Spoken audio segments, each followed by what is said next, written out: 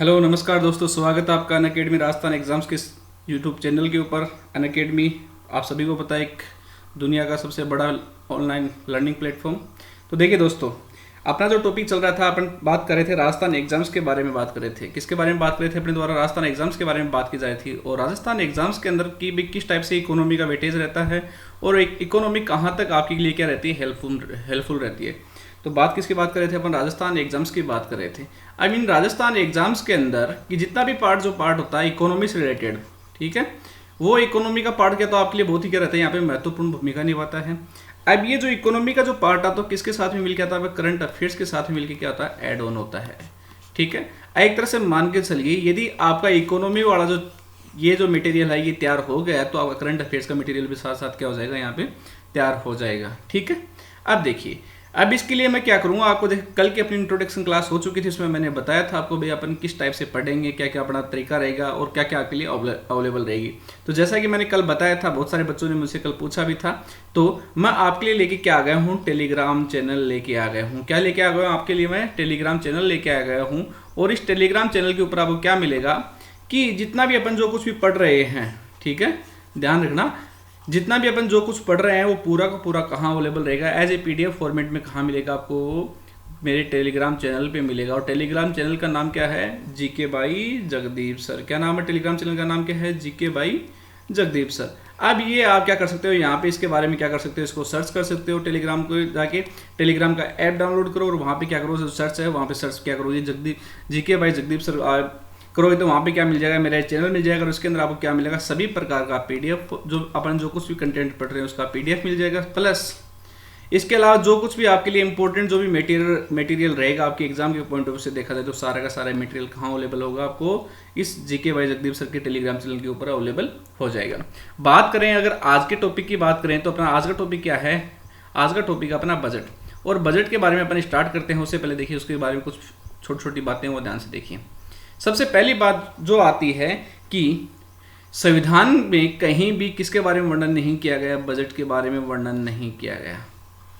ध्यान से सुन लेना, संविधान में कहीं भी किसके बारे में वर्णन नहीं किया गया है, बजट के बारे में वर्णन नहीं किया गया है। वहां पे किसके बारे में वर्णन किया गया है? संविधान में वर्णन किसके बारे में किया गया है? वो किया गया आपका एनुअल फाइनेंशियल स्टेटमेंट के बारे में वर्णन किया गया है। किसके बारे में वर्णन किया गया? आपका एएफएस, एनुअल फाइनेंशियल स्टेटमेंट के बारे में वर्णन किया गया है।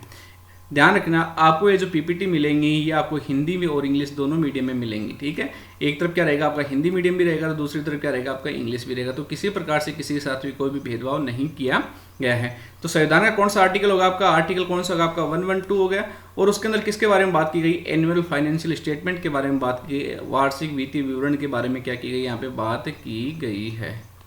वार्षिक वित्तीय विवरण के बारे में क्या की गई, यहाँ पे आपके सामने बात की गई है। हो गया यहाँ तक बात क्लियर? अब देखिए आगे।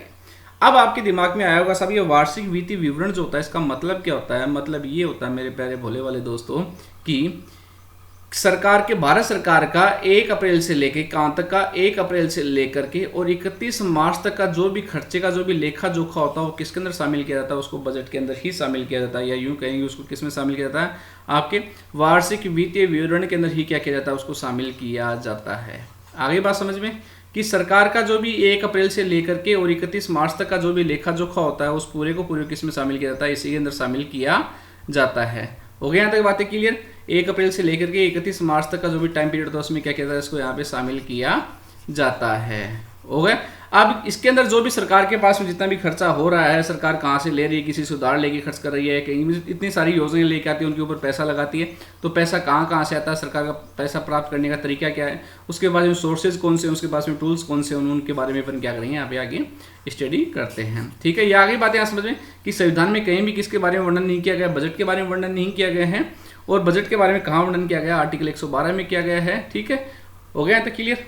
आगे देखिए, अब हिंदी के अंदर वो देख लीजिए अगली स्लाइड के अंदर आप ये देखिए, इसमें वही बातें लिखी है कि कहाँ पे लिखा है? आर्टिकल 112 में लिखा गया है। उसको क्या कहा जाता है? वार्षिक वित्तीय विवरण कहा जाता है। और वार्षिक वित्तीय विवरण कौन से टाइम पीरियड में आता है? 1 अप्रैल से लेकर 31 मार्च तक के बीच का जो समय होता है वो किस में शामिल होता है? आपके वार्षिक वित्तीय विवरण में क्या किया जाता है, उसको शामिल किया जाता है। हो गया यहाँ तक बात? ध्यान रखना, इसके अलावा जून से लेकर के, मतलब कि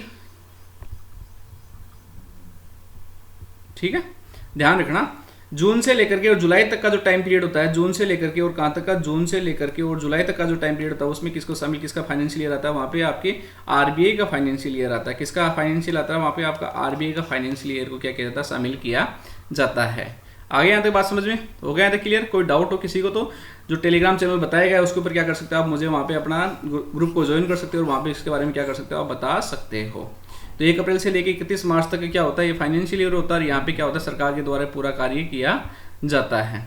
ठीक है, हो गया यहाँ तक बातें क्लियर? अब आगे देखिए, आपके लिए एक तो कुछ जो फैक्चुअल जो बातें हैं वो मैं आपके साथ साझा कर देता हूँ। जैसा कि अपने जो सबसे पहले हेडिंग डाल रखी है कि जो आपके फैक्चुअल टू कहाँ तक जाएगा, अपना कॉन्सेप्ट पे जाएंगे, अपना आंकड़ों से कहाँ तक जाएंगे, अपन कॉन्सेप्ट तक जाएंगे।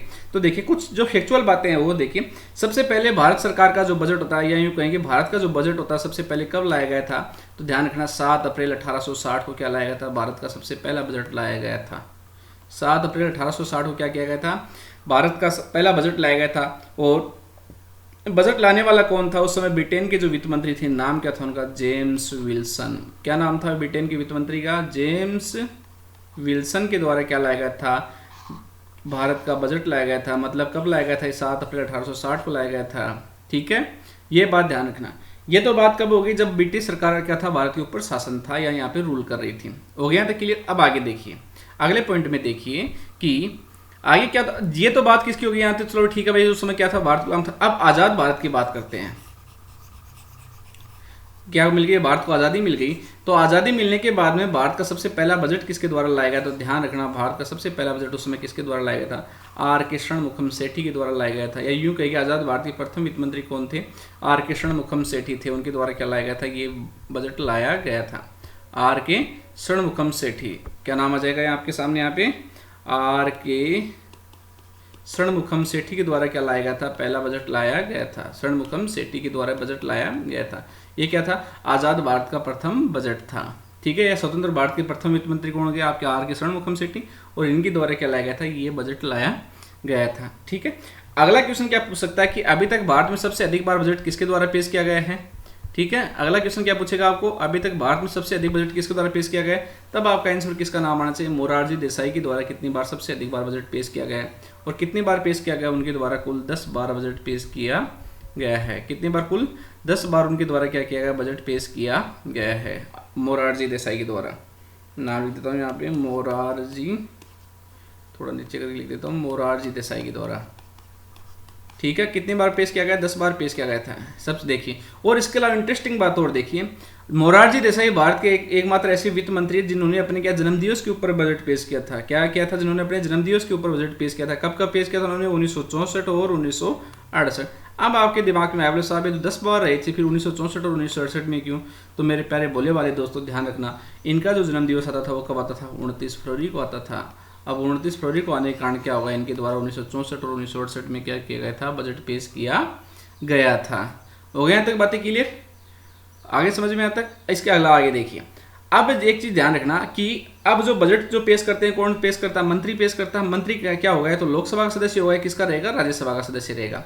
तो अगर आपके एग्जाम में ये पूछ लिया जाए कि राज्यसभा के सदस्य के रूप में वित्त मंत्री रहते हुए भारत का बजट पेश करने वाले प्रथम व्यक्ति कौन थे, तो ध्यान रखना किसका नाम आएगा आपके यहाँ पे दिमाग में, प्रणब मुखर्जी के द्वारा क्या किया गया था, ये महान काम किया गया था। किसके द्वारा, प्रणब मुखर्जी के द्वारा क्या किया गया था, यह कार्य किया गया था। 1982 और 83 के अंदर क्या किया गया था, उनके द्वारा बजट पेश किया गया था। कब पेश किया गया था, उनके द्वारा 1982-83 में क्या किया गया था, यह बजट पेश किया गया था।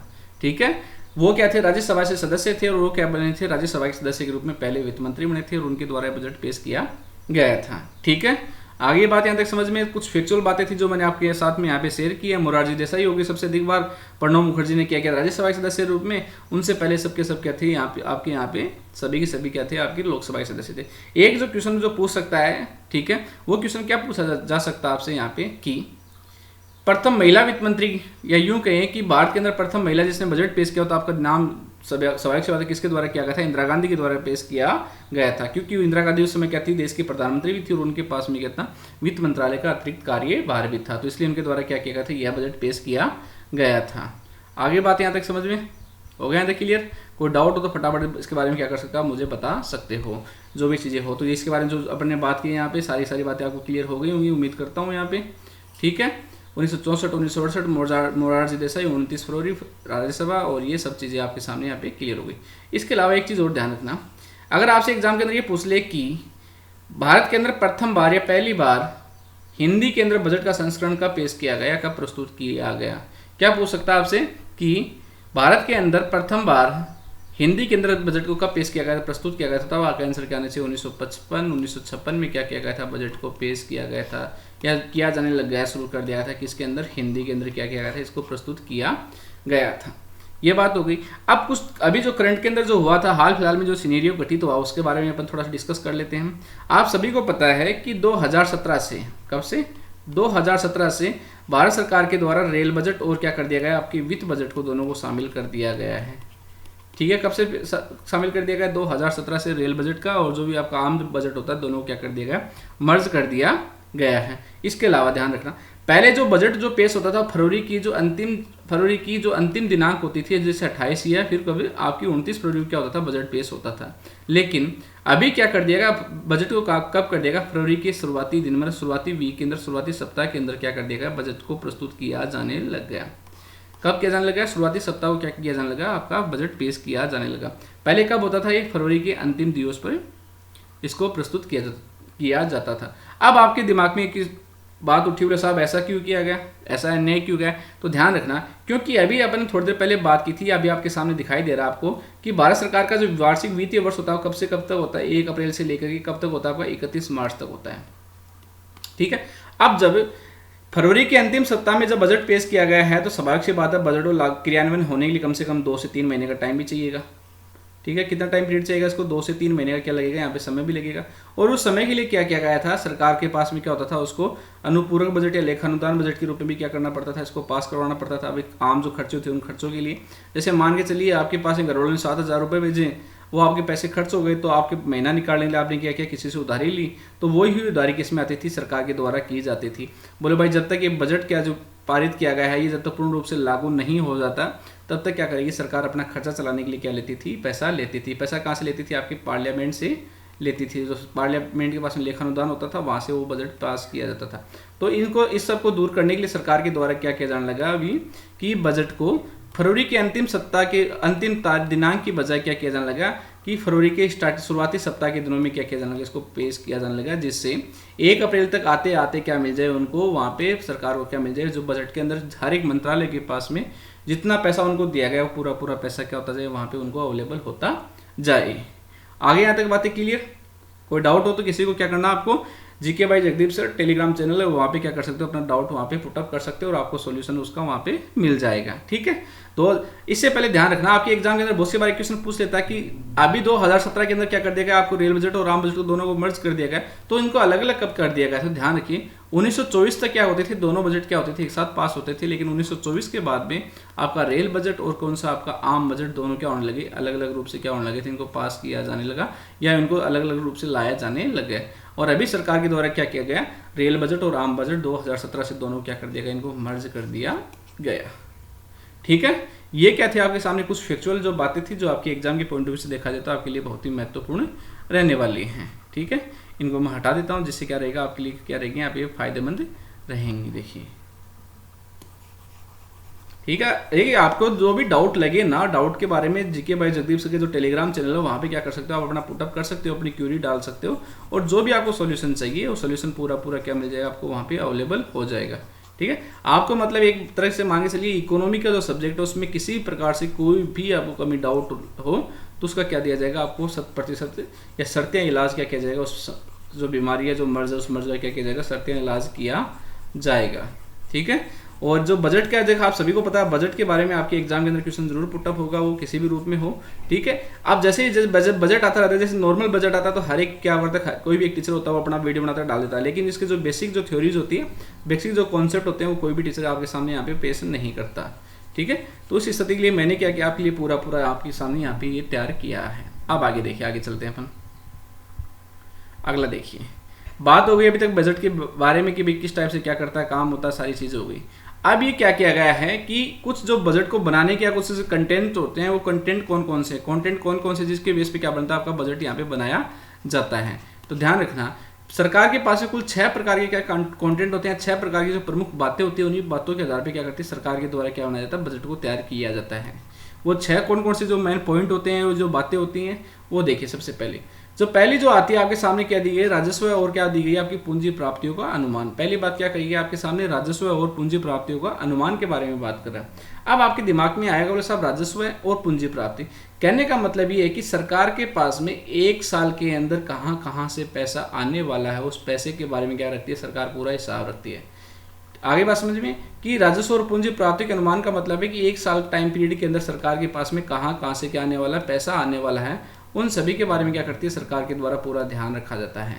ठीक है, कहाँ कहाँ से कौन कौन सा पैसा आने वाला है उसके बारे में। ठीक है, अब उसके अंदर क्या रहेगा, कुछ रेवेन्यू के रूप में आएगा, जबकि कुछ क्या रहेगा उसके जो उसके पास में जो भी पूंजी का मतलब क्या, सरकार के पास में जो भी एसेस्ट है, एसेस्ट का मतलब क्या, सरकार के पास में जो कुछ भी उसका जो भी मतलब मान के चलिए चाहे सॉफ्ट में हो चाहे हार्ड में हो, मतलब उसके पास में क्या होना चाहिए, मटेरियल होना चाहिए। ठीक है, जैसे मान के चलिए आपके पास में हो सकता है किसी एक गरीब एक किसान के पास में पैसे नहीं हो, लेकिन उसके पास में क्या होता है, एसेस्ट होती है। एसेस्ट किसके रूप में, उसके पास में जमीन होती है, उसके पास में अनाज होता है। उसी प्रकार से सरकार के पास में मान के चलिए जो करेंसी हो, पेपर करेंसी न हो, उसके बजाय क्या हो, उसके पास में कैपिटल हो, उसके पास में एसेस्ट हो, तो सरकार क्या करती है पूरा एस्टिमेट तैयार करती है कि भाई हमारे पास में क्या, जैसे मान लीजिए एक किसान तैयार करता है कि उसके पास में 10 बीघा जमीन है, तो उस 10 बीघा जमीन में कितना पैसा वो क्या करेगा, या यूं कहें कितना अनाज क्या करेगा, वहां से वो निकालेगा। अब अनाज को बेच के क्या मिलेगा उसको, वहां पे पैसा मिलेगा।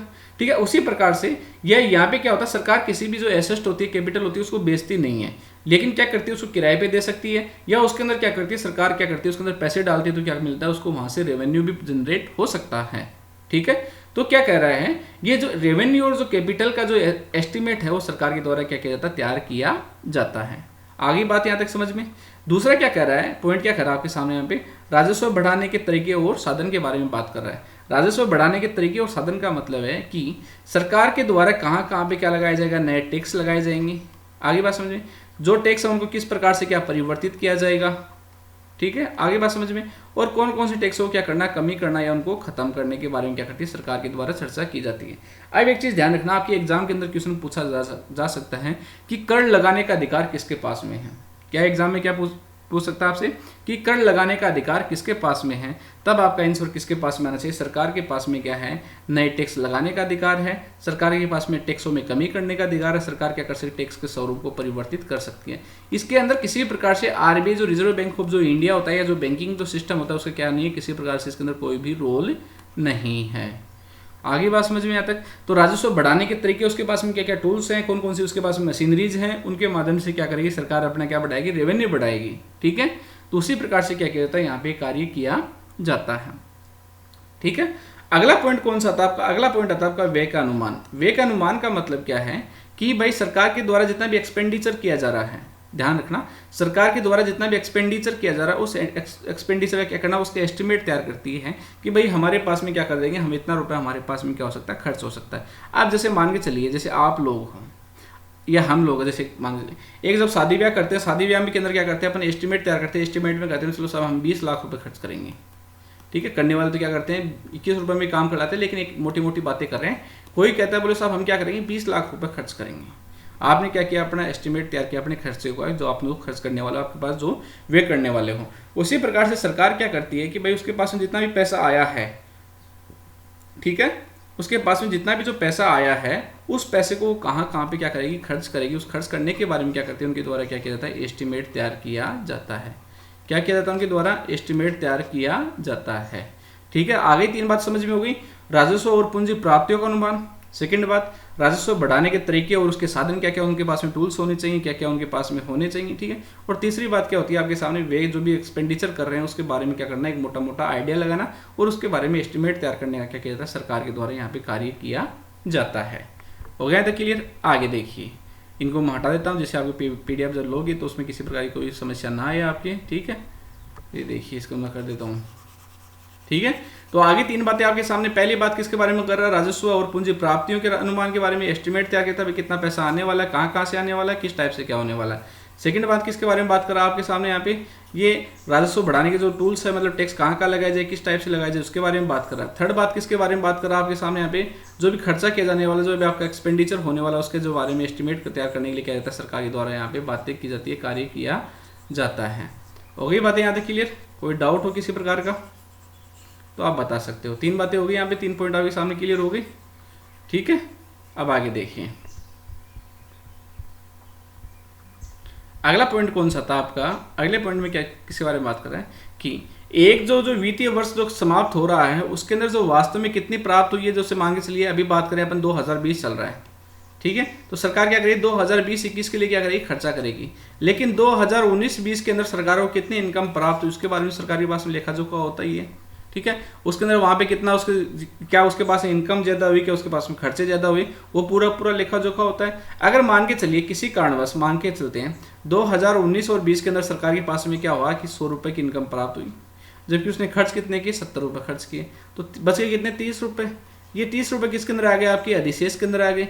अब इन अधिशेष को सरकार के द्वारा कहाँ खर्च किया जाएगा उसके बारे में क्या की गई है, यहाँ पे आपके सामने बात की गई है, ठीक है। कि भैया जो 30 रुपए बचे हैं आपके सामने, जो अधिशेष आया है, इस अधिशेष का किस प्रकार से क्या किया जाएगा, इस्तेमाल किया जाए। क्या इसको अगले बजट में जोड़ा जाएगा या फिर इसको किस में दिखाया जाएगा, प्रॉफिट के रूप में दिखाया जाएगा, ठीक है। ये तो बात किसकी हुई, अधिशेष के मतलब ज्यादा हो गया। या ये दूसरा मांगे इसलिए सरकार के पास खर्च कितना हुआ, 100 रुपए, सरकार ने बाहर से कितने रुपए मंगाए, 120 रुपए। अब 120 रुपए का जो सरकार के ऊपर जो कर्जा चढ़ा है या उसके ऊपर जो मतलब कि सरकार ने कहीं से क्या पैसे उधार लिए हैं, तो उनके बारे में क्या रखा जाएगा, ध्यान रखा जाएगा। जब अगला बजट पेश किया जाएगा तो ये रखा जाएगा पहले इन 20 रुपये को क्या किया जाए, सरकार के द्वारा कमाया जाए और कमा के क्या किया जाए, इस कर्जे को क्या किया जाए, यहाँ पे उतारा जाए। हो गई यहाँ तक बातें क्लियर। तो समापन वित्तीय वर्ष की वास्तविक प्राप्तियों और व्यय का विवरण और उस वर्ष में किसी भी कमी या अधिशेष के कारण जो कुछ भी प्राप्त होता है सरकार क्या करती है उसके बारे में पूरा अपने पास में लेखा जोखा रखती है और उसी के आधार पर क्या किया जाता है, उसके द्वारा कार्य किया जाता है।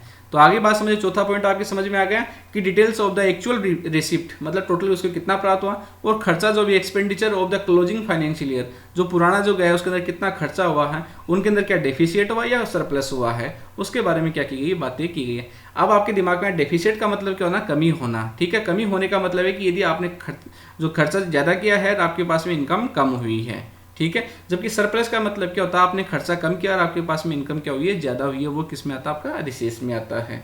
तो हो गया आपके चौथा पॉइंट भी क्लियर होगा आपके यहाँ पे, ठीक है। सरकार के द्वारा क्या किया जाता है, जो भी एक क्लोजिंग जो ईयर हुआ उस ईयर के अंदर किस प्रकार से क्या किया जाए, पूरा किस कहाँ से क्या प्राप्त किया है, कहाँ पे उसने क्या खर्च किया है, उसके बारे में बातें हो गई।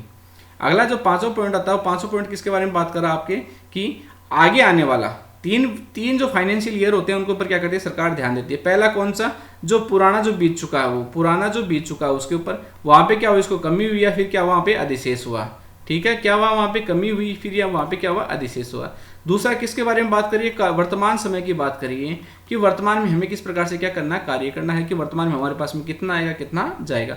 और तीसरा जो अंतिम जो पॉइंट आता है वो कौन सा था आपका, भविष्य के बारे में बात की जाती है कि भविष्य के अंदर आगे आने वाले फाइनेंशियल ईयर के अंदर हम यहाँ से 5 रुपये बचा के चलते हैं तो इन 5 रुपये को हमारे द्वारा कहाँ इस्तेमाल किया जाएगा, कहाँ यूटिलाइज किया जाएगा, उसके बारे में क्या की गई है, आपके सामने यहाँ पे बातें की गई है। तो हो गया आगे सामने पॉइंट क्लियर यहाँ पे, ठीक है। कि आने वाले क्या हो गया आपके आर्थिक और वित्तीय नीति, अर्थात कराधान प्रस्ताव, राजस्व की संभावना, व्यय कार्यक्रम और नई योजना परियोजनाओं की शुरुआत करने के लिए वो जिसके बारे में अपने अभी क्या कर रहे थे, बातचीत कर रहे थे, वो आपके सामने पूरा क्लियर हो गया, ठीक है। कि आने वाले वर्ष की आर्थिक और वित्तीय नीति, कराधान प्रस्ताव, राजस्व की संभावना, मतलब कहाँ का कराधान प्रस्ताव मतलब कहाँ टैक्स लगाना है, टैक्स के अंदर क्या करना, संशोधन करना, राजस्व की संभावना कहाँ से क्या आ सकता है, अपने पास में पैसा आ सकता है, कहाँ खर्चा करना उसके बारे में बात कर रहा है। यदि मतलब अपने पास मान के चलिए किसी योजनाओं पे पैसे खर्च करने हैं तो कौन कौन सी वो योजनाएं जिनके ऊपर क्या करना, सरकार के द्वारा पैसा खर्च किया जाना है। और अगला कौन सा था, नई योजना परियोजना जो करंट में चल रही है उन सभी के बारे में क्या की जाती है, जो नई जो योजना परियोजना जो चल रही है उनके बारे में क्या की जाती है, यहाँ पे चर्चा की जाती है। तो टोटल क्या हो गया, अपने सामने 5 अभी तक रीजन हो चुके हैं, ठीक है। इन 5 रीजनों में देखिए सरकार क्या करेगी, आपका पुराना जो पिछला जो फाइनेंशियल ईयर था उसके बेस में वर्तमान के और जो भविष्य के अंदर जो आने वाला फाइनेंशियल ईयर है, अगर यदि मान के चलिए पीछे वाले के अंदर यदि किसी प्रकार की कमी हुई हो, डेफिसिट हुआ हो या किसी प्रकार क्या रहा हो उसके अंदर सरप्लस रहा हो तो उसका ध्यान रखेगी। जो वर्तमान में चल रहा है उसके ऊपर ध्यान रखेगी और जो आगे आने वाला है उसके ऊपर क्या रखा जाएगा, सरकार के द्वारा ध्यान रखा जाएगा कि जो भी नई योजनाएं और जो परियोजनाएं शुरू की जा रही हैं उनके बारे में क्या की जाएगी, सरकार के द्वारा पूरा लेखा जोखा रखा जाएगा। हो गया तो क्लियर। आगे देखिए अगले पॉइंट की बात करते हैं। अगला पॉइंट कौन सा आता है कि भाई जो बजट होता है बजट की प्रोसेसिंग कितनी राउंड में होती है, तो ध्यान रखना। अभी तक अपन किसके बारे में बात कर रहे थे कि सरकार बजट किस टाइप से तैयार करेगी, कौन कौन से पॉइंट्स के ऊपर ध्यान रखा जाएगा, वो सब चीज़ों के बारे में बात कर रहे थे। अभी बात किसके बारे में बात करते हैं, सरकार के पास में टोटल कितने राउंड होते हैं, राउंड की बेस पे क्या करती है सरकार के द्वारा क्या किया जाता है, बजट पेश किया जाता है। ठीक है, तो ध्यान रखना सरकार के पास में टोटल कितने राउंड होते हैं, 6 राउंड होते हैं। 6 राउंड की बेस पे क्या करती है सरकार, क्या करती है उसके बारे में बजट पेश करती है। ये वैसा ही है जैसे मान के चलिए आपकी शादी होने वाली है, शादी होने के लिए सबसे पहले क्या किया जाती है आपके द्वारा, सबसे पहले क्या किया जाता है आपके द्वारा अपना नाम प्रस्ताव किया जाता है। उसी प्रकार से सरकार क्या करती है बजट के लिए, क्या बजट की क्या करती है प्रस्तुति करती है।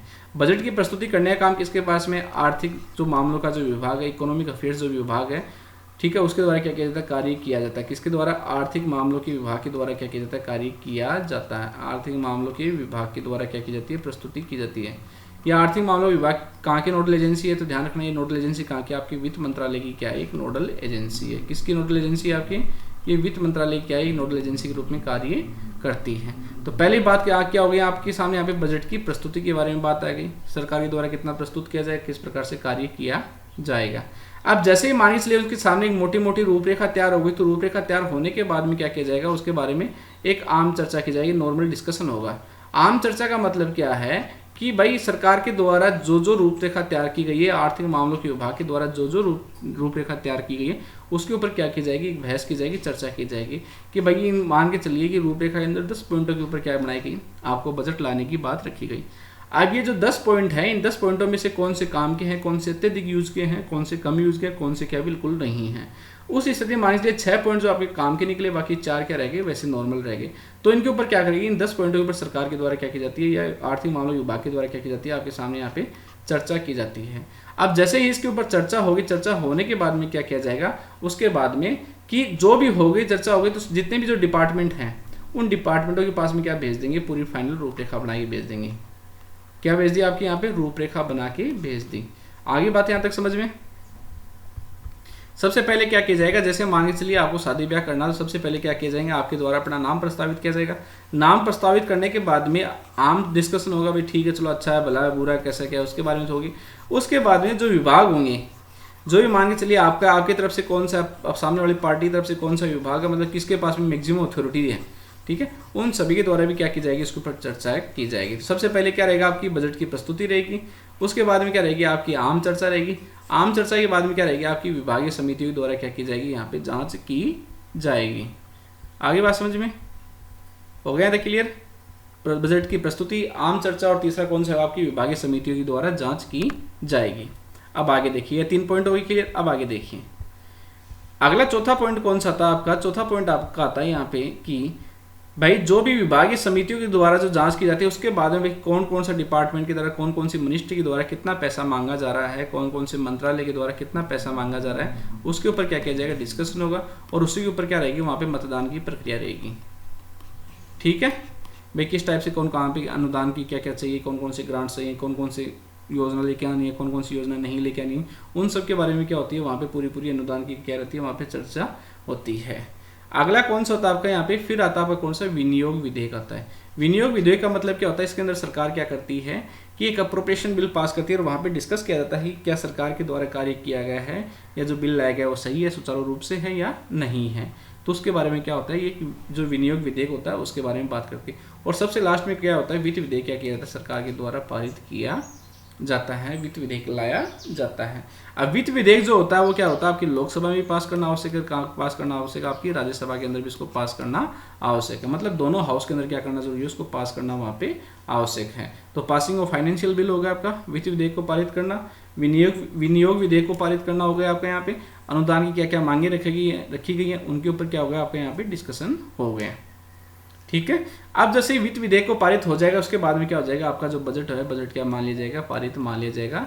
अब बजट के लिए क्या की जाएगी, वहाँ पे क्या रहेगा आपका वापस से क्या रहेगी, वोटिंग रहेगी। अब यदि मान के चलिए किसी कारण उस वोटिंग के अंदर सरकार के द्वारा बजट लाएगा और उसके अंदर वो क्या नहीं करवा पाती, उसको पास नहीं करवा पाती, उस स्थिति में सरकार की क्या हो जाएगी, बहुमत सरकार क्या हो जाएगी, वहाँ पे सरकार गिर जाएगी। मतलब सरकार को क्या करना पड़ेगा, वहाँ पे इस्तीफा देना पड़ेगा। तो हो गया यहाँ पे अनुदान की मांगों पे मतदान हो गया, विनियोग विधेयक का पारित होना हो गया, वित्त विधेयक पारित करना हो गया। ठीक है, यहाँ तक हो गया। पिछली बातें क्या थी आपके सामने कि बजट की प्रस्तुति करना हो गया, आम चर्चा हो गया, फिर क्या आ गया आपकी विभागीय समितियों द्वारा जांच हो गई। तो यही क्वेश्चन क्या कर सकता है आपके एग्जाम के अंदर पूछा जा सकता है। कि सही क्रम के अंदर क्या करवा सकता है, आपको यहाँ पे सेट करवा सकता है कि 6 चरण दे देगा आपको। 6 चरण में से मान के चलो कोई भी 4 चरण का नाम आ जाएगा, 3 राउंड का नाम आ जाएगा, ठीक है, 3 स्टेज का नाम आ जाएगा। तो सबसे पहले कौन सी आती है, आपकी बजट की प्रस्तुति आती है, ठीक है। उसके बाद में किसके बारे में चर्चा की जाती है, आपकी जो भी जनरल डिस्कशन होता है, आम चर्चा होती है, उसके बारे में बात की गई है। तीसरा पॉइंट क्या आता है, आपकी जो विभागीय समितियों के द्वारा जो जांच की जाती है उसके बारे में बात की गई है, ठीक है। और उसके बाद अगला पॉइंट कौन सा था, आपका अनुदान की मांगों के बारे में बात की गई, क्या क्या मांगी गई है। चौथा कौन सा आपका विनियोग विधेयक का पारित होना हो गया। और छठा पॉइंट कौन सा आ गया, आपका वित्त विधेयक का पारित करना इसमें शामिल कर दिया गया है, ठीक है। तो टोटल कितने हो गए आपके सामने, 6 राउंड हो गए, 6 स्टेज हो गए। 6 स्टेज के ऊपर क्या होता है, आपका बजट पास किया जाता है। सबसे पहले क्या होता है आपका, देखिए सबसे पहले क्या होता है, आपकी बजट की प्रस्तुति होती है। सेकंड पॉइंट कौन सा आ गया, आपका आम चर्चा हो गई। तीसरा कौन सा हो गया, आपका विभागीय समितियों द्वारा जांच हो गई, ठीक है। चौथा कौन सा होगा, आपका अनुदान की मांगों पे मतदान की बात हो गई। पांचवा कौन सा होगा, आपका विनियोग विधेयक का पारित होना हो गया। और छठा पॉइंट कौन सा होगा, आपका वित्त विधेयक का पारित करना इसमें शामिल किया गया है। तो ये टोटल कितने राउंड हो गए, 6 राउंड हो गए। इन्हीं के आधार पर क्या किया जाएगा, बजट को पास किया जाता है। हो गया है क्लियर। कोई डाउट हो तो क्या कर सकते हो आप, जो टेलीग्राम चैनल है जीके बाय जगदीप सर, वहाँ पे इसको क्या कर सकते हो, ग्रुप को ज्वाइन कर सकते हो और उसी के माध्यम से क्या कर सकते हो, आप अपनी समस्याओं का जो भी आपके डाउट्स को क्या कर दिया जाएगा, वहाँ पे आपको क्लियर कर दिया जाएगा, ठीक है। कोई डाउट हो तो इसके बारे में क्या कर सकते हो, मुझे फटाफट बता सकते हो, तब तक मैं क्या कर सकता हूँ, इनको हटा दूँ, जैसे आपको जो भी पीपीटी ग्रुप जो PDF मिले वो सही सुचारू रूप से मिले, किसी प्रकार की समस्या का सामना न करना पड़े, ठीक है। हो गया तो क्लियर। कोई डाउट हो तो क्या कर सकते हो, मुझे बता सकते हो, ठीक है। अब आगे चलते हैं। देखिए अब देखिए अभी तक अपन ने पढ़ा, उसके अंदर कुछ कीवर्ड्स आए हैं, कीवर्ड्स के बारे में और पढ़ते हैं। 3 जगह कुछ कीवर्ड्स आए हैं, ठीक है। पहला कौन सा आपका, रिसिप्ट आया है। पहला कीवर्ड कौन सा है आपका, रिसिप्ट आया है। रिसिप्ट का मतलब क्या हो गया, आपकी रसीदें हो गए। अब रसीद ये तो है नहीं कि आप जागरण में जा रहे हो, जागरण में क्या करोगे, आपने 500 रुपये की रसीद कटवाई है, 100 रुपये की रसीद कटवाई है, वो तो है नहीं। रिसिप्ट का मतलब क्या होता है, सरकार के द्वारा मतलब किसी प्रकार से उसको जो प्राप्त होने वाला धन है उसके बारे में इंडिकेशन करना, ठीक है। मतलब सरकार का क्या बताने का तरीका होता है कि भाई हमारे पास में ये पैसा आएगा, ये पैसा कहाँ कहाँ से आ रहा है, उसके बारे में क्या कहता है, सरकार के द्वारा बताया जाता है कि ये पॉइंट्स हैं, इन पॉइंट्स के बेस में क्या होगा, हमारे पास में पैसा आने वाला है और ये क्या करेंगे, हम यहाँ से क्या करेंगे, पैसे को उठाएंगे, मतलब उसके पास में पैसा आएगा। तो रिसिप्ट का मतलब क्या होगा, सरकार द्वारा प्राप्त धन को इंगित करना क्या इसके अंदर शामिल किया गया है, ठीक है। It indicate the money received by the government. अब इसके अंदर कौन कौन से पॉइंट शामिल किए गए वो देखिए। पहला देखिए, सरकार द्वारा अर्जित धन, भाई सरकार कहाँ कहाँ से पैसा लेगी उसके बारे में बात कर रहा है। पहला पॉइंट किसके बारे में बात कर रहा है, सरकार के द्वारा अर्जित धन के बारे में बात कर रहा है कि सरकार के द्वारा कहाँ कहाँ से पैसा लिया जाएगा, ठीक है। अगला पॉइंट किसके बारे में बात कर रहा है कि जो सरकार के द्वारा, ठीक है, जो पैसा लिया गया, पहली बात तो। दूसरी बात क्या है, मान के चलिए सरकार ने क्या कर दिया, किसी राज्य को क्या दिए गए, पैसे उधार दिए, किसी राज्य को उसने 100 रुपये पकड़ा दिए, बोले भाई साहब ले थोड़े दिन काम निकाल ले अपना और पैसे रख ले। तो सरकार के द्वारा किसी को उधार दिया गया धन, ठीक है, पहली बात आगे इसमें सरकार के द्वारा किसी को उधार दिया गया धन, तथा दूसरी बात क्या है, जो भी सरकार के पास में जो धन दिया गया है उसके ऊपर जो ब्याज आया है, ब्याज के रूप में उसको क्या प्राप्त हुआ, जो पूर्ण रूप से प्राप्त हुआ उसके बारे में क्या किया, उसको किस में शामिल किया जाता है, रिसिप्ट के अंदर शामिल किया जाता है। कहने का मतलब क्या है, रिसिप्ट का मतलब क्या था, सरकार के पास में किसी भी तरीके से प्राप्त होने वाले धन के बारे में बात करना है कि भाई सरकार के पास में कहाँ कहाँ से पैसा प्राप्त होगा, उसके बारे में क्या की गई, यहाँ पे बातें की गई है। अब ये पैसा कहाँ कहाँ से प्राप्त होगा वो चीज़ देखिए, सरकार कहाँ कहाँ से अर्जित कर सकती है उसके बारे में बात करा। ये यदि किसी को उसने उधारी पैसे दे रखे हो तो उसका ब्याज के साथ में जो उधारा जो पैसा आएगा उसके बारे में क्या की गई, यहाँ पे इसके बारे में यहाँ पे बात की गई है। हो गया तक बात क्लियर। तो रिसिप्ट का मतलब क्या होगा, सरकार के द्वारा प्राप्त, सरकार द्वारा प्राप्त होने वाले धन को क्या किया गया, यहाँ पे इंडिकेट किया गया है। हो गया क्लियर। आगे देखिए अगला किसके बारे में बात करा, प्लान एक्सपेंडिचर के बारे में। प्लान एक्सपेंडिचर का मतलब जैसे मैंने बताया था कि आप कहीं क्या रह रहे हो, बाहर रूम लेके रह रहे हो और आपको रूम किराया कितना 7,000, आप रूम आपके पास में घर वाले कितने रुपए बेचते हैं, 7,000 रुपये बेचते हैं, उनमें से क्या कर रहे हो, आपके 1,500 रुपये किसी रूम के कट गए, 1,500 रुपये आपके खाने के कट गए।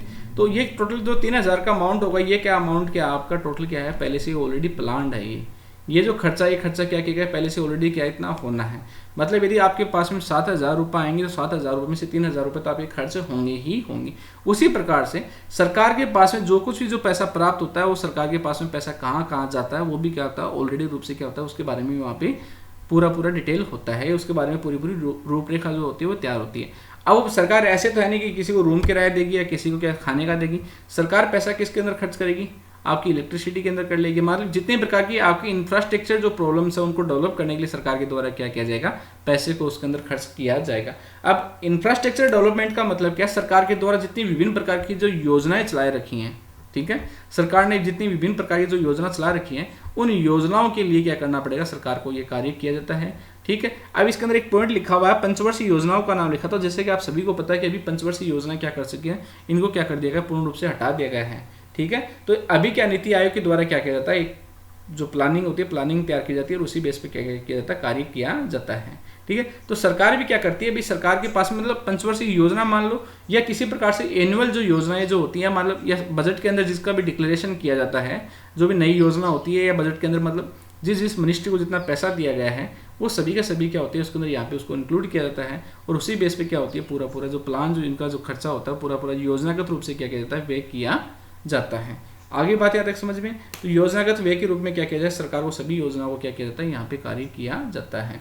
इसके अंदर बात किसकी आ गई, आपकी बिजली उत्पादन की आ गई, बात किसकी आ गई, सिंचाई की आ गई, मतलब किसी प्रकार से इंफ्रास्ट्रक्चर डेवलपमेंट करने के लिए काम किया जाता है। ठीक है, ये आप इतना ध्यान में रख लेना कि सरकार के द्वारा जो प्लान जो एक्सपेंडिचर होता है वो किसके अंदर खर्च करती है सरकार, अपना जो भी इंफ्रास्ट्रक्चर डेवलपमेंट होता है उसको करने के लिए सरकार के द्वारा ये कार्य किया जाता है। हो गया यहाँ तक बातें क्लियर। आगे देखिए, ये कौन सा होगा आपका प्लान, जो प्लान एक्सपेंडिचर था, योजनागत रूप से जो खर्चा करने की बात थी वो पूरी बातें आपके सामने यहाँ पे हो गई।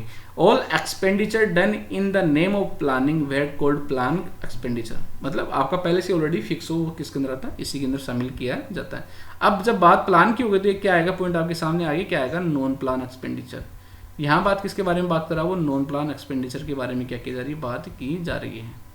किसके बारे में बात की जा रही है, नॉन प्लान एक्सपेंडिचर के बारे में यहाँ पे की जा रही है, आपके सामने बात की जा रही है।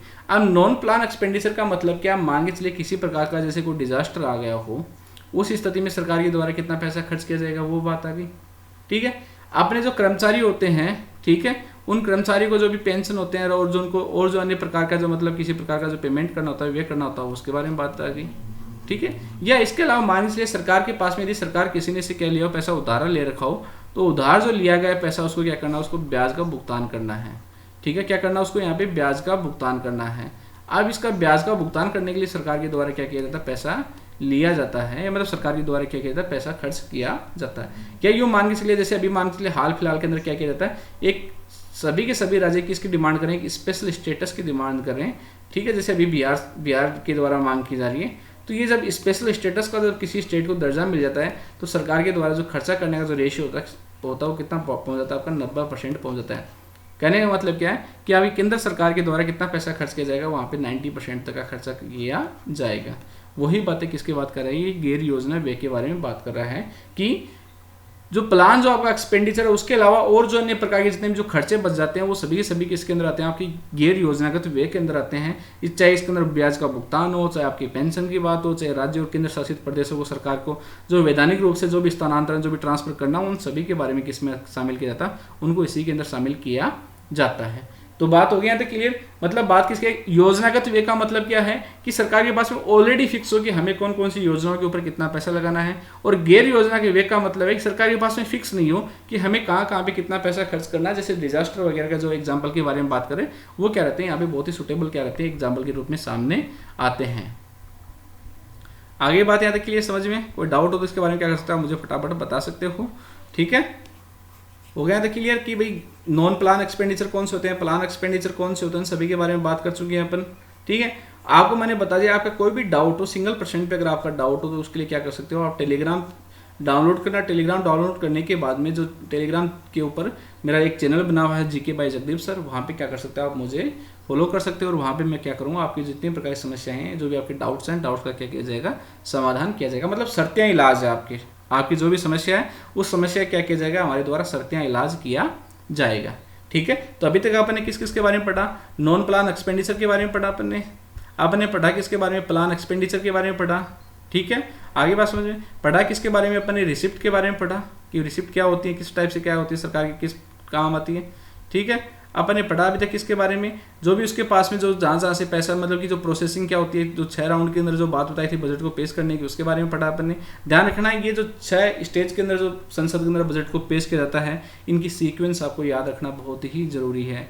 इनकी सीक्वेंस याद रखोगे ही तो ही क्या रहेगा, आपको बेनिफिट होने वाला है। सीक्वेंस क्या क्या आपकी, बजट की प्रस्तुति हो गई, उसके बाद में क्या की जाती है, आम चर्चा की जाती है, उसके बाद में क्या होती है, विभागीय समितियों के द्वारा जांच की जाती है।